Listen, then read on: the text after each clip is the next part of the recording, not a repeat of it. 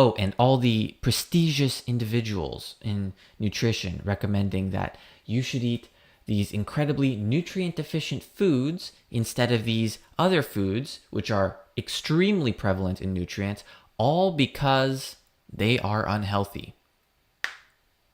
Why would a food incredibly high in nutrients be unhealthy?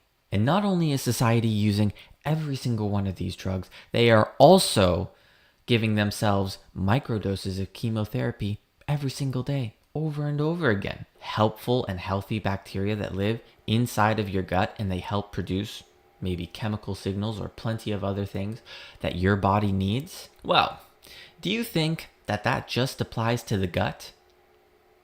Nope. Society is constantly eating, or even told to eat, carbohydrates, and glucose is the primary energy source of the cell. And we already know that all of this is absolutely not true. Women specifically are told regularly that menstruation pain is normal. That's not normal. Now, if you ever want feet looking like that in the future, then by all means, go ahead, keep wearing the shoes that you're wearing.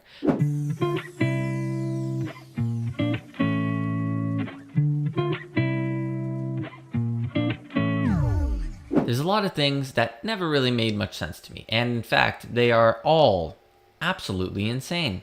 In fact, they're so absolutely insane that all of society does this, including you. Imagine putting liquid all over your body, and then after you put liquid all over your body, you put a chemical over your skin and over your hair. You know, I wonder if there's any other animal in the animal kingdom that does this.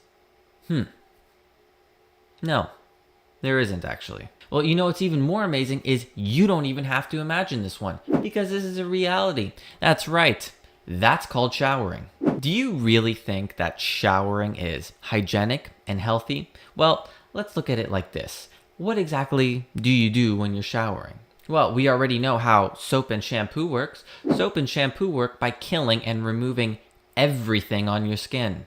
Oh, but what about the constant exposure to water? Because that can't be too harmful, right? Well, we already know that water actually damages the skin barrier function, especially when it's heated and when it's hot water. So do you really think that it's normal to repeatedly remove and kill absolutely everything on your skin over and over and over again, as well as damage it? In fact, do you even think it's normal to do that once at all? You ever hear of the gut microbiome, where there are actually helpful and healthy bacteria that live inside of your gut, and they help produce maybe chemical signals or plenty of other things that your body needs? Well, do you think that that just applies to the gut? Nope. So let's just apply that exact same thought pattern of what we're doing with showering to the gut microbiome. Now, what we're going to do is we're going to clean our gut microbiome, and we're going to do this with antibiotics about maybe once every day, maybe even every 2 days. And we're going to do this every 1 to 2 days, because we already know that antibiotics kill the gut microbiome. So do we do that? No. So why is showering any different? Again, society is absolutely insane. Oh wait, it doesn't stop, because you think that that just applies to the skin? No, that actually applies to everywhere, all over your body. And that includes your mouth as well. Now, just imagine that we had a ritual where we would take a stick with bristles and we would put a little gel-like substance on it. And then afterwards, we would take this stick with gel and bristles on it, and we would put it in the area where we put the food in. And that part that we put food in also has beneficial bacteria in it. And what we will do is we will eradicate them every single day over and over again. Well, can you actually believe it? We actually have a ritual like this in society. What? It's called brushing your teeth. Whoa! That's right, society again is absolutely insane. This is absolutely ridiculous. Why on earth would we do this? You know something else that's wild? There's tons of these drugs in society, like sugar, coffee, or alcohol. All of these are drugs, and we use them regularly. Some people every day, some people every couple hours. And not only is society using every single one of these drugs, they are also giving themselves microdoses of chemotherapy every single day, over and over again. Now you might say, microdoses of chemotherapy? What? What do you mean by microdoses of chemotherapy? We're not getting microdoses of chemotherapy every day. Well, what about those plants that you eat every single day? Yeah, those plants like peanuts, pumpkin, soy, squash, tomatoes, wheat, wild rice, zucchini.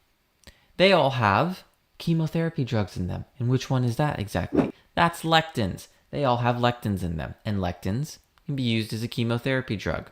And it doesn't stop there, because capers, red onions, shallots, red apples, grapes, berries, cherries, and scallions, well, all of them also have a chemotherapy drug in them, also known as quercetin. And you think it stops there? No, because potatoes, apples, eggplants, cherries, bell peppers, tomatoes, and sugar beets, just to name a few, again, guess what they have in them? They have another one, solanine. Again, none of these are helpful or even healthy at all. And not only that, we also love to give ourselves inflammatory signals regularly. And what do you mean, give ourselves inflammatory signals regularly? Well, all these plants that you eat. Well, do you think that they don't give you an inflammatory response? And again, what's another example? Well, aflatoxins. And aflatoxins, you might have actually heard of that one before. And aflatoxins are found in groundnuts, tree nuts, maize, rice, figs, spices, crude vegetable oils, and cocoa beans, just to name a few. And I wasn't even giving the entire list for every single one of those drugs that I was mentioning before, specifically even the chemotherapy drugs. It doesn't end there. And every single thing that I've mentioned here are definitely toxic. And we already know them to be completely toxic. So why exactly are we eating these foods in the first place? And the crazy part is it doesn't even end there. There's even more plant phytotoxins, or more plant chemicals, which cause these inflammatory markers. And don't even get me started on oxalates. I mean, there are just so many oxalates. There's oxalates in everything. It's ridiculous. It's all inflammatory. So again, why are we eating them? In fact, there are so many plant toxins out there, we don't even know all of the plant toxins. It's like looking at the bottom of the ocean. You have no idea what's down there. It's so vast. So again, why exactly are we eating all of these foods? Society is absolutely insane. And do you think that it stops there? Because it doesn't. It keeps going. Society is constantly eating, or even told to eat, carbohydrates, and glucose is the primary energy source of the cell. And we already know that all of this is absolutely not true. Number one, the glucose is actually not the primary energy source of the cell. In fact, most cells prefer to use ketones or fatty acid as energy. And not only that, glucose produces 4 times less ATP than fatty acid. And that's not even to include the fact that glucose damages the mitochondria, because what happens? Well, deuterium is a little bit more prevalent in glucose. And what does deuterium do? Deuterium damages the H0, H1 ATPase of the mitochondria, basically jamming it, blocking it, and what happens in the process? Reactive oxygen species are formed. And what do those reactive oxygen species do?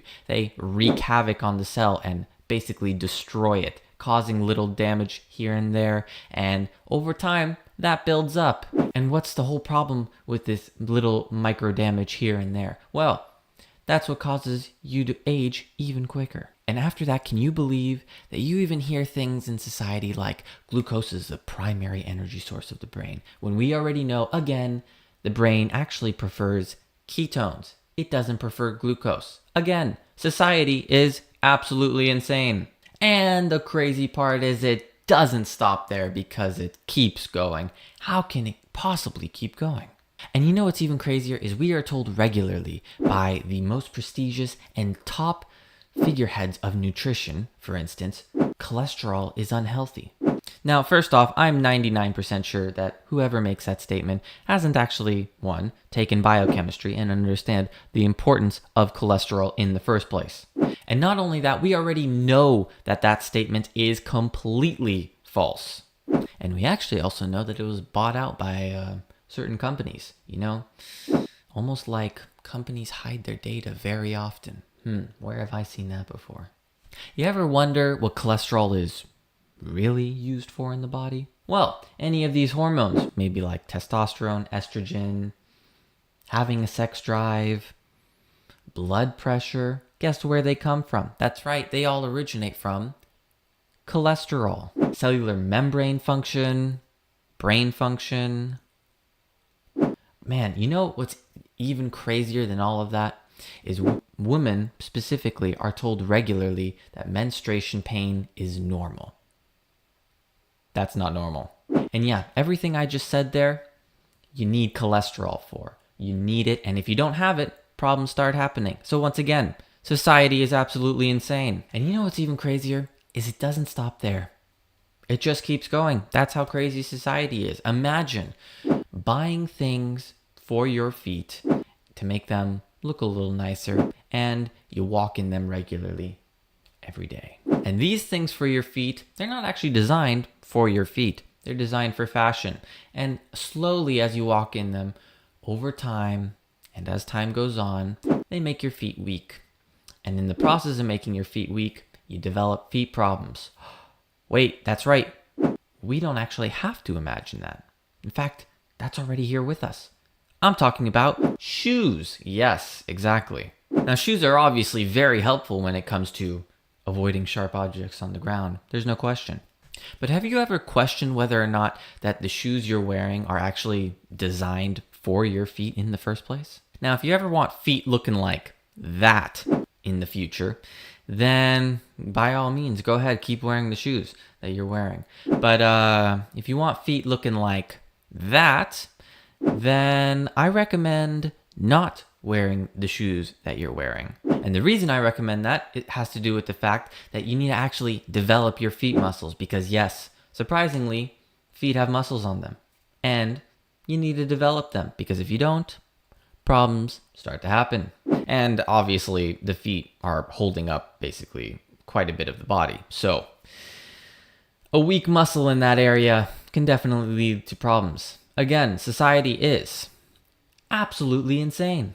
Oh, and all the prestigious individuals in nutrition recommending that you should eat these incredibly nutrient-deficient foods instead of these other foods, which are extremely prevalent in nutrients, all because they are unhealthy. Why would a food incredibly high in nutrients be unhealthy? Yeah, so let's just look at the vitamins, for instance, like vitamin A, which is retinol, vitamin B1, vitamin B2, B3, B5, B6, B7, B9, B12, vitamin D, vitamin E, and vitamin K. Take a guess where you get all those vitamins from in much higher sources. That's right, all animal sources, none of them plant sources. So once again, why are we recommending nutrient-deficient foods? Society is absolutely insane. And everything that I just said in this video, I live by, and I really do mean it. I don't shower. I don't brush my teeth. I don't use shampoo. I don't use conditioner. I don't even expose my skin to water regularly, if ever. I only eat meat. I drink only water. And not only that, it doesn't end there. Because I also go barefoot. And there's a little bit of nuance to that. So if you're really interested in everything I said, and actually more specifically, if you're interested in the science behind all the stuff that I just said, I recommend you check out my previous videos because I said all this in my previous videos and I explain the science behind it. I especially go into the biochemistry behind nutrition and trying to explain just how companies quite literally have bought out all of nutrition science. It's pretty sad. But hey, epidemiology is very, very helpful when you're trying to masquerade as a real science like biochemistry, physics, or any of the hardcore sciences. So thanks for watching. If you're interested in more videos like this, then please let me know in the comments below. If you like the video, then please give it a like. It helps it a lot. And if you want to share this video with anybody because you think it's absolutely ridiculous or you think it's absolutely interesting and amazing, then go ahead, share it with everybody.